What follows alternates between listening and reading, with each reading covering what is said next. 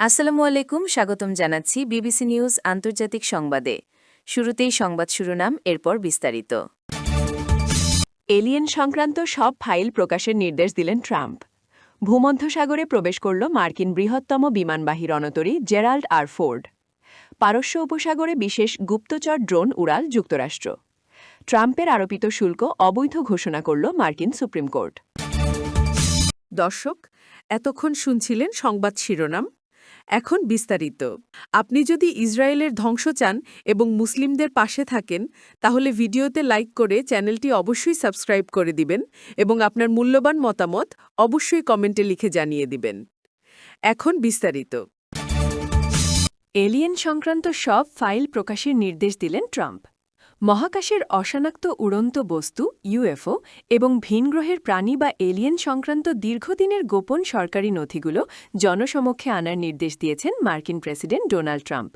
বৃহস্পতিবার ১৯ ফেব্রুয়ারি রাতে নিজের সামাজিক যোগাযোগ মাধ্যম ট্রুথ সোশ্যালে দেওয়া এক পোস্টে তিনি প্রতিরক্ষা দপ্তর সহ সংশ্লিষ্ট সব ফেডারেল সংস্থাকে এসব তথ্য শনাক্ত ও প্রকাশের প্রক্রিয়া শুরু করার নির্দেশ দেন।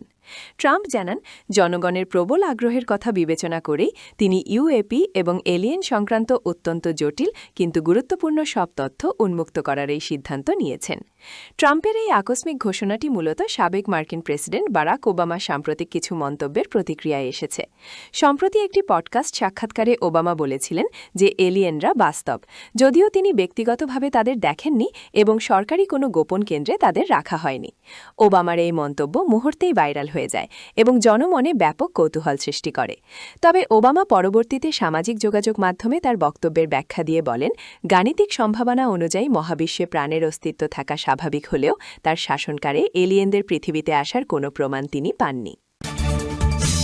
ভূমধ্যসাগরে প্রবেশ করল মার্কিন বৃহত্তম বিমানবাহী রণতরী জেরাল্ড আর ফোর্ড। ইরানে হামলা করার জন্য মধ্যপ্রাচ্যের সবচেয়ে বড় সমরাস্ত্র বহর মোতায়েন করছেন মার্কিন প্রেসিডেন্ট ডোনাল্ড ট্রাম্প।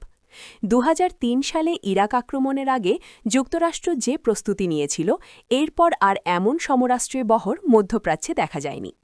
উত্তেজনা কমাতে তেহরানের সঙ্গে আলোচনা অব্যাহত রেখেছে যুক্তরাষ্ট্র।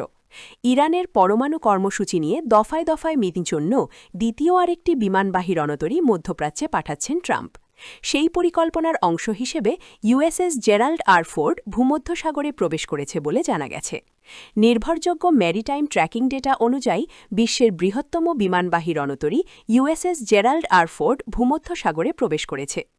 ইরানের বিরুদ্ধে সম্ভাব্য সামরিক পদক্ষেপের বিষয়টি বিবেচনা করে ট্রাম্প গত সপ্তাহে এই ক্যারিয়ার স্ট্রাইক গ্রুপ বা রণতরী বহরটিকে মধ্যপ্রাচ্যে যাওয়ার নির্দেশ দেন। পারস্য উপসাগরে বিশেষ গুপ্তচর ড্রোন উড়াল যুক্তরাষ্ট্র। ইরান ও যুক্তরাষ্ট্রের মধ্যে পরমাণু চুক্তি নিয়ে আলোচনা ব্যর্থ হওয়ার পর পারস্য উপসাগরের আকাশে আমেরিকার শক্তিশালী গুপ্তচর ড্রোনের আনাগোনা ব্যাপক বৃদ্ধি পেয়েছে। বুধবার ১৮ ফেব্রুয়ারি সংযুক্ত আরব আমিরাতের আল ধাফরা বিমানঘাঁটি থেকে একটি অত্যাধুনিক MQ-4B ট্রাইটান ড্রোন উড্ডয়ন করে পারস্য উপসাগর, সৌদি আরব এবং ইরাকের ওপর দিয়ে নজরদারি চালায়। সামরিক বিশ্লেষকদের মতে, ইরাকের ওপর বড় ধরনের সামরিক অভিযানের আগে তথ্য সংগ্রহের লক্ষ্যেই এই ড্রোনগুলো মোতায়েন করা হয়েছে।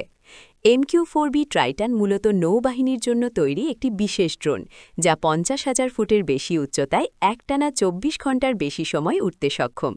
360 ডিগ্রি রাডার প্রযুক্তিতে সমৃদ্ধ এই ড্রোনটি বিশাল জলরাশি ও উপকূলীয় অঞ্চলের লক্ষ্যবস্তু শনাক্ত ও সেগুলোর গতিবিধি ট্র্যাকিং করতে পারে।